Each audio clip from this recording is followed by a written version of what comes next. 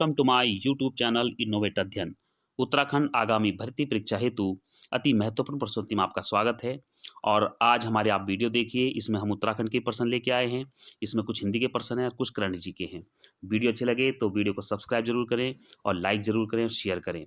तो शुरू करते हैं प्रश्न को। आपकी आगामी परीक्षाओं में आएंगे अति महत्वपूर्ण प्रश्न है, ध्यान से देखिएगा। पहला प्रश्न है, गोरखा काल में मराठों के चौथे से मिलता जुलता कर, मराठों के चौथे से मिलता जुलता कर क्या था? पंगरी, तिमारी, मांगा या मेजबानी दस्तूर। तो सबसे पहले देखिए हम पंगरी के बारे में देखते हैं। पंगरी जो था ये भूमि तथा संपत्ति लेन देन से संबंधित कर था, यानी कि धन यानी कि भूमि तथा संपत्ति से लेन देन से संबंधित कर था। ठीक है। और जो तिमारी कर था ये था फौजदार, यानी कि फौजदारों को 4 आना देना पड़ता था और सूबेदारों को 2 आना देना पड़ता था। और जो आपका मांगा कर है ये जो आपकी जो नौजवान है उनसे वसूला जाता था 1 रुपये। युद्धों के समय पे जब युद्ध होते थे, वार होते थे, तो उस समय जो है नौजवानों से 1 रुपया वसूला जाता था, उसे मांगा बोलते थे। लाओ जी 1 रुपया लाओ टैक्स। और जो मेजबानी दस्तूर है ये 2.5 आना जो है वसूला जाता था वहाँ के स्थानीय जनता थे सुरक्षा के उसमें। तो इसका सही उत्तर क्या हो जाएगा? मेजबानी दस्तूर। तो सही उत्तर क्या हो जाएगा हमारा? मेजबानी दस्तूर, जिसमें 2.5 आना स्थानीय जनता से उनकी सुरक्षा के एवज में वसूला जाता था। तो सही उत्तर क्या हो गया? गोरखा काल में मराठा के चौथे से मिलता जुलता कर था मेजबानी दस्तूर। अगला प्रश्न है, भोटिया जनजाति में चरवाहे कहलाते हैं। भोटिया जनजाति में चरवाहे कहलाते हैं अंडवाल, खवाग, संथाली या मीरी। तो इसका सही उत्तर है अंडवाल। वैसे स्थानीय भाषा में कोई अनवाल भी कहता है, तो इसका उत्तर क्या हो जाएगा? अंडवाल। अगला प्रश्न है, उत्तराखंड से महापाषाणीय संस्कृति के सावधान एवं अवशेष मिले हैं। सावधान एवं अवशेष मिले हैं देहरादून, चमोली, अल्मोड़ा या पिथौरागढ़। तो इसका सही उत्तर है चमोली। अगला प्रश्न है, उत्तराखंड में भड़ शब्द का शाब्दिक अर्थ है। देखो कितना अच्छा शब्द है भड़। प्रेमी, पुजारी, कोतवाल या वीर। तो भड़ का शब्द क्या अर्थ है? इसका अर्थ है वीर, क्योंकि जितनी भी आपकी गढ़वाल में लोक गाथाएं होती थी उन लोक गाथाओं को कहते थे भड़ो। क्या कहते थे? भड़ो। और जो लोक गाथाएं गाते थे उनके क्या कहते थे? भाट। लेकिन ये जो युद्ध से संबंधित जितनी भी वीर और श्रृंगार से संबंधित जितनी भी लोक गाथाएं होती थी उनको क्या कहते थे? भड़ो। और जो गाते थे उनको कहते थे भाट। लेकिन इसमें वीर और श्रृंगार रस की प्रधानता थी, इसलिए भड़ का मतलब क्या हो गया? वीर, यानी कि योद्धा। तो सही उत्तर हो गया उत्तराखंड में भट्ट शब्द का शाब्दिक अर्थ है वीर। अगला प्रश्न चलते हैं, 5वां, उत्तराखंड के किस स्थान से स्वर्ण मुकुट मिला है? स्वर्ण मुकुट बनकोट में, हुडली में, मलारी में या इनमें से कोई नहीं। तो इसका सही उत्तर है मलारी में। तो इस प्रकार से उत्तराखंड के किस स्थान से स्वर्ण मुकुट मिला है? मलारी, यानी कि ये चमोली में एक गांव है और यहाँ पर जो है महापाषाणी संस्कृति के अवशेष मिले हैं, समाधान मिले हैं। और स्वर्ण मुकुट मिला है, कांस्य के कटोरा मिला हुआ है, कई जानवरों के अवशेष मिले हुए हैं जैसे कुत्ते, बकरी, भेड़, अश्व। और यहाँ तक कि जो है जो स्वर्ण का जो मुकुट मिला है वो मिला है मलारी गांव में, यानी कि चमोली। तो सही उत्तर हो गया मलारी, यानी कि चमोली गांव। अगला प्रश्न है, उत्तराखंड के किस स्थान में सबसे अधिक एकीकृत औद्योगिक संस्थान की इकाइयां हैं? एकीकृत औद्योगिक संस्थान की इकाइयां हैं पंतनगर, सैलाकुई देहरादून, सितारगंज या हरिद्वार। तो सबसे अधिक कहां पर है? हरिद्वार। यहाँ पर सबसे ज्यादा 20 एकीकृत औद्योगिक संस्थान की इकाइयां हैं। अगला प्रश्न है, प्राचीन कालीन समय में कत्यूरी राजाओं की शीतकालीन राजधानी थी। शीतकालीन, ध्यान रखिएगा, अगर शीतकालीन नहीं लिखा होगा तो जोशीमठ आप लगा सकते हैं, क्योंकि उनकी जोशीमठ थी सबसे पहले राजधानी। लेकिन अगर शीतकालीन आ गया तो क्या उत्तर होगा? रानीखेत, कोटद्वार, गोपेश्वर या डिकोनी। तो शीतकालीन में आप आंसर लगाएंगे डिकोनी। तो प्राचीन कालीन समय में कत्यूरी राजाओं की राजधानी क्या थी शीतकालीन? डिकोनी। अगला प्रश्न है, उत्तराखंड में कुल जोत क्षेत्र है 7,86,571 हेक्टर, 7,68,571 हेक्टर, 7,76,571 हेक्टर या 7,67,571 हेक्टर। तो इसका सही उत्तर हो जाएगा डी, 7,67,571 हेक्टर उत्तराखंड में कुल जोत क्षेत्र है। अगला प्रश्न है, उत्तराखंड में प्रथम कुली एजेंसी का संस्थापक कौन था? पंडित धनीराम वर्मा, ठाकुर जोत सिंह, अनुसुईया प्रसाद बहुगुणा या तारा दत्त गहरोला। तो इसका सही उत्तर है ठाकुर जोत सिंह प्रथम कुली एजेंसी के संस्थापक उत्तराखंड में। अगला प्रश्न है 9वां सतत पर्वत विकास शिखर सम्मेलन का 11 से 14 दिसंबर 2020 आयोजन कहाँ किया गया? सतत पर्वत विकास शिखर सम्मेलन हिमाचल प्रदेश, उत्तराखंड, सिक्किम या मेघालय? तो इसका सही उत्तर है उत्तराखंड, देहरादून में। ये 11 से 14 दिसंबर 2020 में आयोजित किया गया और इसमें जो है सबसे मेन थीम ये थी कि हमारा जो हमारा भारतीय हिमालय हैं उनको हम आपदाओं से कैसे कम करें, कैसे हम जल की सुरक्षा करें, कैसे हम जो है अपने जो कोविड-19 उसके बाद का परिदृश्य क्या होगा, उसका क्या प्रभाव होगा और किस प्रकार से हम जल सुरक्षा कर सकते हैं। तो इस प्रकार से और जो इसका 10वां जो सतत पर्वत विकास शिखर सम्मेलन होगा वो दार्जिलिंग में होगा, कलिम्पोंग हिल्स में। तो सही उत्तर है उत्तराखंड यानी देहरादून में हुआ 9वां सतत पर्वत विकास शिखर सम्मेलन। अगला प्रश्न है उत्तराखंड राज्य में मुख्यमंत्री सौर स्वरोजगार योजना की शुरुआत कब से की गई? 7 अक्टूबर 2020, 8 अक्टूबर 2020, 9 अक्टूबर 2020 या 10 अक्टूबर 2020? तो इसका सही उत्तर है 8 अक्टूबर 2020 से उत्तराखंड राज्य में मुख्यमंत्री सौर स्वरोजगार योजना की शुरुआत की गई। अगला प्रश्न है राजा संसार चंद द्वारा किस चित्र शैली को विकसित किया गया? किस चित्र शैली को विकसित किया गया? किशनगढ़ शैली, गढ़वाली शैली, कुमाऊनी चित्र शैली या कांगड़ा शैली? तो राजा संसार चंद कहाँ के थे? ये आपके एक प्रकार से ये जो किशनगढ़ शैली है ये तो आपकी राजस्थानी है और गढ़वाली शैली और कुमाऊनी को इन्होंने विकसित नहीं किया। इसका सही उत्तर है कांगड़ा शैली। और कांगड़ा शैली में क्या करते हैं स्त्री और पुरुष इनके बहुत अच्छे अच्छे चित्र दिखाए जाते हैं, पर्वतों के चित्र दिखाए जाते हैं और कांगड़ा शैली एक प्रकार से पहाड़ी चित्रकला का ही एक अंग है, एक भाग है। तो राजा संसार चंद ने क्या किया, किस चित्र शैली को विकसित किया? कांगड़ा शैली को किया है। तो सही उत्तर हो गया कांगड़ा शैली। अगला प्रश्न है उत्तराखंड में अर्जुनेश्वर मंदिर कहाँ स्थित है? अर्जुनेश्वर बहुत अच्छा प्रश्न है। चमोली, हरिद्वार, पिथौरागढ़ या देहरादून? तो इसका सही उत्तर है अर्जुनेश्वर मंदिर, पिथौरागढ़। अगला प्रश्न है पौड़ी गढ़वाल में लंगूर व सिलगाड़ नदी के संगम पर कौन सा स्थान है? दुगड्डा, डाडामंडी, कोटद्वार या सतपुली? तो इसका सही उत्तर है दुगड्डा। लंगूर व सिलगाड़ नदी के संगम पर दुगड्डा। अगला प्रश्न है किरात क्या है? जौनसारी जनजाति के पूर्वज, थारू जनजाति के पूर्वज, राजी जनजाति के पूर्वज या भोटिया जनजाति के पूर्वज? तो इसका सही उत्तर है थारू जनजाति के पूर्वज। तो थारू जनजाति किरात वंश को अपना पूर्वज मानते हैं। अगला प्रश्न है किस शाह नरेश ने न्याय व्यवस्था के आधुनिकीकरण की पहल की थी तथा हाई कोर्ट की स्थापना की? न्याय व्यवस्था का आधुनिकीकरण भी किया और साथ साथ हाई कोर्ट की स्थापना की। कीर्ति शाह, प्रद्युम्न शाह, नरेंद्र शाह या प्रताप शाह? तो इसका सही उत्तर है नरेंद्र शाह, 1938। बहुत अच्छा प्रश्न है ये। नरेंद्र शाह ने 1938 में न्याय व्यवस्था का आधुनिकीकरण भी किया, मॉडर्नाइजेशन किया और साथ साथ हाई कोर्ट की स्थापना भी की। अगला प्रश्न है बजहर नामक त्योहार किस जनजाति में मनाया जाता है? बजहर त्योहार किस जनजाति में मनाया जाता है? थारू जनजाति, राजी जनजाति, जौनसारी जनजाति या भोटिया जनजाति? तो इसका सही उत्तर है बजहर नामक त्योहार मनाया जाता है थारू जनजाति में। अगला प्रश्न है उत्तराखंड में पंचायतों को कितने विषयों का अधिकार सौंपा गया है? 14, 15, 17 या 20? तो इसका सही उत्तर है 14। वैसे सेंटर ने यानी कि जो केंद्र सरकार है उन्होंने टोटल जो है 29 विषयों को अधिकार दिया गया है, लेकिन उत्तराखंड में पंचायतों के विषय कितना है? 14 उत्तर हो जाएगा इसका, जिसमें काम हो रहा है। अगला प्रश्न है प्रतिवर्ष बैसाख माह के पहले दिन और पहली रात्रि को अल्मोड़ा के द्वार हाट में कौन सा मेला लगता है? पहले दिन और पहली रात्रि को अल्मोड़ा के द्वार हाट में कौन सा मेला लगता है? गणनाथ मेला, श्रावणी मेला, सियालदेवी खोती मेला या सोमनाथ का मेला? तो ये सारे मेले ही अल्मोड़ा में लगते हैं, लेकिन जो द्वार हाट में लगता है वो कौन सा है? सियालदे बिखोती। सियालदे लगता है दिन में और बिखोती रात में। तो बहुत अच्छा प्रश्न है सियालदे बिखोती मेला अल्मोड़ा।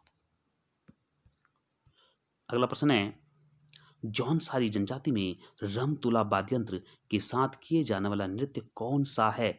रमतुला वाद्ययंत्र के साथ किए जाने वाला नृत्य हारोल नृत्य, चौफला नृत्य, लंगवीर नृत्य या इनमें से कोई नहीं? इसका सही उत्तर है हारोल नृत्य। ये पांडवों की कथा पर, उनकी जीवन कथा पर आधारित नृत्य है और इसका सही उत्तर हो जाएगा इसमें रमतुला वाद्ययंत्र बजाया जाता है। तो सही उत्तर है हारून नृत्य।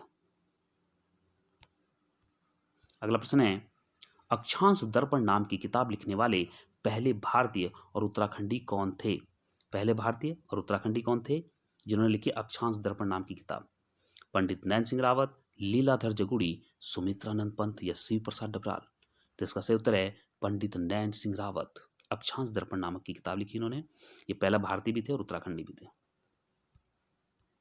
अगला प्रश्न है, उत्तराखंड में सर्वाधिक विकास खंडों वाला जिला कौन सा है? अब देखिए, अल्मोड़ा में कितने विकास खंड हैं? अल्मोड़ा में 11 हैं। पौड़ी में कितने हैं? पौड़ी में 15 हैं। उधम सिंह नगर में कितने हैं? इसमें 7 हैं। और हरिद्वार में 6 विकास खंड हैं। तो हरिद्वार में 6 विकास खंड हैं, उधम सिंह नगर में 7 है, अल्मोड़ा में 11 है, लेकिन सबसे ज़्यादा पौड़ी में है 15। तो सही उत्तर क्या हो जाएगा? सर्वाधिक विकास खंडों वाला जिला है पौड़ी। अगला प्रश्न है, कश्मीर के शासक ललितादित्य मुक्तापीड द्वारा गढ़वाल विजय का उल्लेख मिलता है?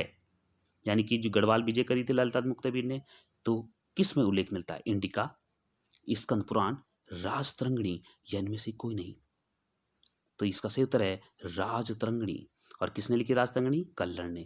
क्योंकि कल्हड़ ने जो है ये संस्कृत का एक ग्रंथ है, इसमें कश्मीर के राजाओं का इतिहास है। तो राजतरंगिणी का मतलब क्या होता है? राजाओं की नदी, राजाओं का जगह। तो इस प्रकार से इसका सही उत्तर हो जाएगा राजतरंगिणी। अगला प्रश्न है, कौन सा उपग्रह शैक्षणिक संस्थान उपग्रह है? कल्पना 1, इनसेट 2E, सत्यभामा सैट या कार्टोसैट 2B? तो ये सही उत्तर है सत्यभामा सैट। ये सत्यभामा सैट जो है ये चेन्नई की यूनिवर्सिटी के छात्रों ने बनाया है। और इसकी सबसे मेन चीज़ है कि जो ग्रीन हाउस गैसेस हैं, जैसे कार्बन डाइऑक्साइड, मीथेन, तो इनकी डाटा कलेक्ट करना इनका मेन उद्देश्य है। तो इसका सही उत्तर क्या है? ये शैक्षणिक संस्थान उपग्रह है जिसका नाम है सत्यभामा सैट। तो ये बहुत ही अच्छा क्वेश्चन है, आ सकता है। अगला प्रश्न है, अंतर्राष्ट्रीय ग्रामीण महिला दिवस कब मनाया जाता है? अब देखते हैं एक एक डेट। 8 मार्च, 8 मार्च अंतर्राष्ट्रीय महिला दिवस है। तो अंतर्राष्ट्रीय महिला दिवस कौन सा हो गया? 8 मार्च। तो ये नहीं हो सकता। दूसरा है आपका 15 अक्टूबर, 24 जनवरी और 11 अक्टूबर। और 24 जनवरी को क्या मनाया जाता है? भारतीय राष्ट्रीय बालिका दिवस। तो ये भी नहीं हो सकता। 11 अक्टूबर को क्या मनाया जाता है? अंतर्राष्ट्रीय बालिका दिवस। इसका सही उत्तर है 15 अक्टूबर, यानी अंतर्राष्ट्रीय ग्रामीण महिला दिवस 15 अक्टूबर को मनाया जाता है। तो बहुत अच्छा प्रश्न है, आ सकता है। अगला प्रश्न है, राजमाता विजय राजे सिंधिया के 100वां जन्म दिवस पर प्रधानमंत्री श्री नरेंद्र मोदी जी ने जारी किया 50 रुपए का सिक्का, 100 रुपए का सिक्का, 200 रुपए का सिक्का या 20 रुपए का सिक्का? तो इसका सही उत्तर है 100 रुपए का सिक्का। 100वां जन्मदिन, 100 रुपए का सिक्का। अगला प्रश्न है, इनमें से 1945-46 में दिल्ली में हुए INA मुकदमों के पक्ष में पेश हुए वकील थे? जो 1945-46 में दिल्ली में INA का मुकदमा हुआ था, उसके पक्ष में कौन से वकील थे? डॉक्टर राजेंद्र प्रसाद, भोला भाई देसाई, के एम मुंशी या सरदार पटेल? तो बहुत अच्छा प्रश्न है। इसका सही उत्तर है भोला भाई देसाई वकील थे। अगला प्रश्न है, किस राज्य की लघु वृत्त चित्र चीलूपो ने दादा साहब फाल्के पुरस्कार 2020 जीता? चीलूपो, बहुत अच्छा प्रश्न है।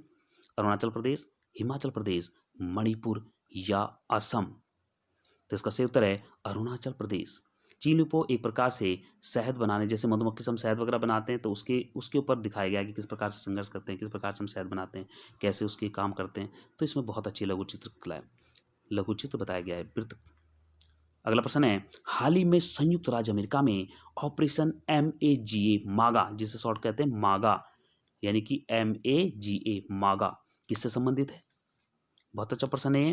कोविड-19 के विरुद्ध अभियान से, डोनाल्ड ट्रंप के पुनर्निर्वाचन अभियान से, जी वाइडन के चुनाव अभियान से या मैक आर्मी ग्रेट अगेन अभियान से? तो ये कोविड भी नहीं है, तो इसका सही उत्तर है डोनाल्ड ट्रंप के पुनर्निर्वाचन अभियान से रिलेटेड है। अच्छा प्रश्न है, करंट लीजिए। अगला प्रश्न है, किस महाद्वीप में सबसे अधिक देश हैं?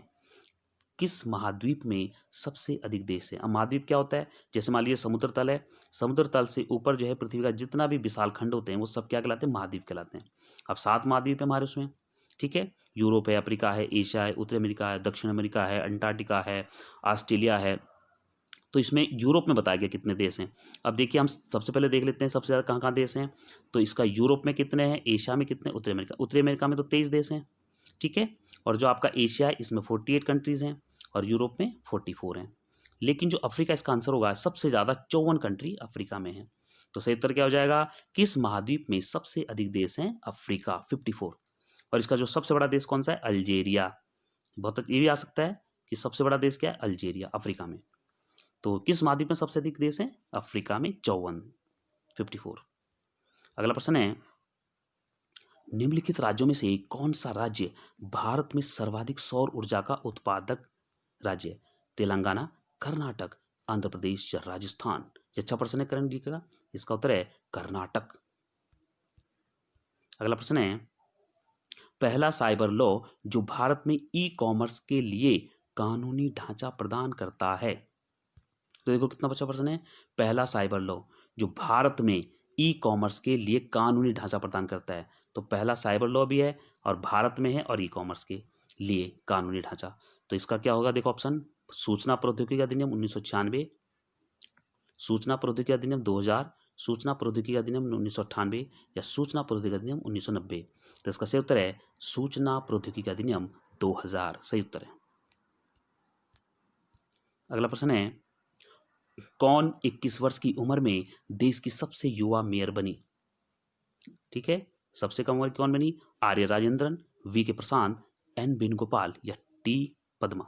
तो इसका सही उत्तर है आर्य राजेंद्रन। ठीक है, ये तिरुवनंतपुरम की बनी, ये सबसे कम उम्र की आपकी क्या है, युवा मेयर बनी है। बहुत अच्छा प्रश्न है, आ सकता है।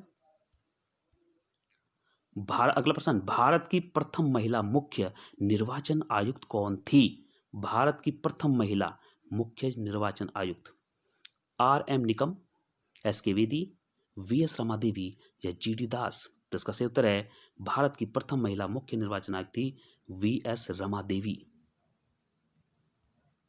अगला प्रश्न है, सन 2019 में किस भारतीय लघु फिल्म ने ऑस्कर पुरस्कार प्राप्त किया था। 19 में भारतीय लघु फिल्म ने ऑस्कर पुरस्कार प्राप्त किया था, इंडियाज डॉटर्स, कमीरा, पाइपर या पीरियड एंड ऑफ सेंटेंस। तो इसका सही उत्तर है D, period end of sentence. अच्छा प्रश्न है।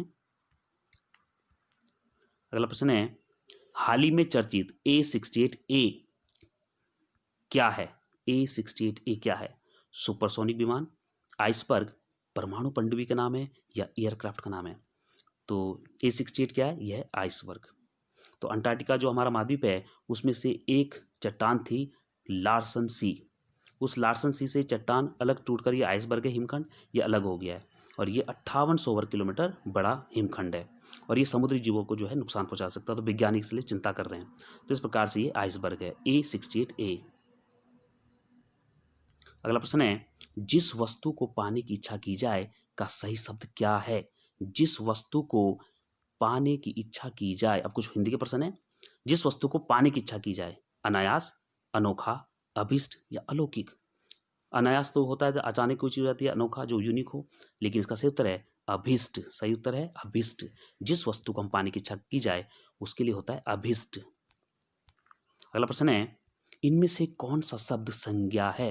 अच्छा प्रश्न है, इनमें से कौन सा शब्द संज्ञा है, प्रथम, प्राथमिक, ईर्ष्यालु या शोभित। तो इसका सही उत्तर है प्रथम।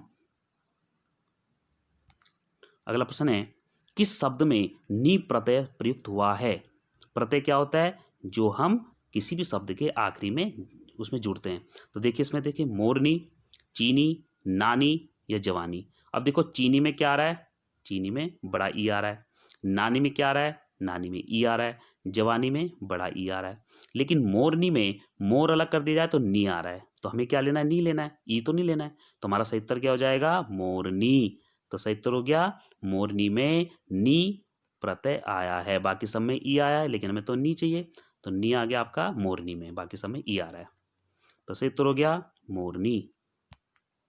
अगला प्रश्न है, कौन सा शब्द कल के अर्थ से संबंधित नहीं है। ध्यान से देखिएगा, कल से संबंधित नहीं है, कल के अर्थ से। अब देखो कल क्या होता है, कल होता है जैसे बीता हुआ कल, यंत्र को भी कल बोलते हैं, पेज पुर्जों को, मधुर ध्वनि को भी बोलते हैं, लेकिन बेचैनी को नहीं बोलते। तो कल का अर्थ क्या हो गया आपका, कल का अर्थ है मधुर ध्वनि, बीता हुआ दिन या आया आने वाला दिन या यंत्र, लेकिन बेचैनी नहीं होता है। तो हमें इसने पूछा नहीं है, तो हमारा हो जाएगा बेचैनी। अगला प्रश्न है, जिस समास में दोनों पद प्रधान हो वो क्या कहलाता है? जिस समास में क्या होता है, दो पदों के मेल को समास कहते हैं। तो हर एक समास में कितने 6, तो उसमें से क्या होता है कि दो पद आते हैं। अब जैसे कर्मधारय है तो कर्मधारय में तो क्या होता है, जैसे नील गाय है तो नील गाय में क्या हो गया आपका, गाय हो गया आपका उत्तर पद प्रधान। अब पहला विशेषता बता रहा है तो ये तो दोनों पद बोल रहा है प्रधान, तो इसमें तो हो ही नहीं सकता, उत्तर पद प्रधान होता है। तत्पुरुष समास में उत्तर पद प्रधान होता है। और बहुब्री में तो कोई भी पद प्रधान नहीं होता, बहुब्री होता है किसी तीसरे शब्द के लिए आता है वो प्रधान। ठीक है, जैसे दशानन, दशानन कौन है, रावण। तो इस प्रकार से दशानन क्या हो गया, दशा आनंद। तो इस प्रकार से बहुब्री समास हो गया। लेकिन द्वंद्व समास में दोनों पदों को प्रधानता दी जाती है। द्वंद्व का मतलब कैसे हो गया, जैसे राम सीता, तो राम और सीता दोनों अपने आप में प्रधान हैं। ठीक है, जैसे राम लक्ष्मण, राम सीता।